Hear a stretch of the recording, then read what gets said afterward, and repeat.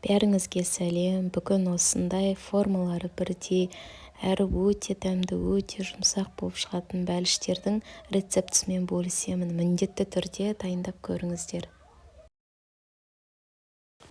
Бірінші картоптарды тұзды суда қайнатамыз. Картоптарымыз қайнап жатқанда 750 грамм ұнның үстіне 400 мл жылы сүтімізді құямыз.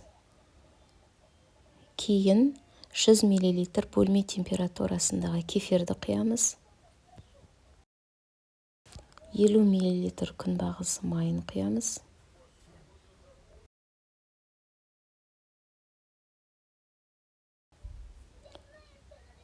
Бір ас қасық тұз саламыз.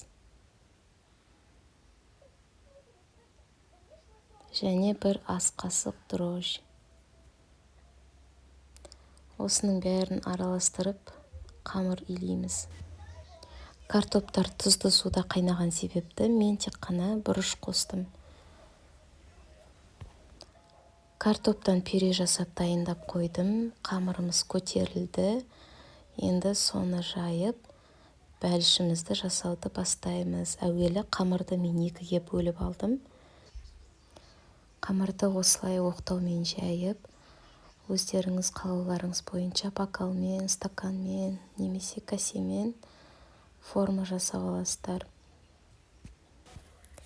Менің каналыма тіркеліп қойыңыз. Алдағы шығатын видеоларды көру үшін қоңыраушаны басып кетіңіз. Кесіп алған әр қамырыңыздың үстіне жеткілікті болатындай өздеріңіз начинкаларыңызды қойып шығасыздар. Начинкаларды қойып болған соң, осылай қамырдың екі жағын бір-біріне мықтылап жабыстырамыз. Ашылып кетпес үшін теріс жағымен қойып қоямыз. Дайындаған бәліштеріміздің бетін матамен жауып қойыңыздар.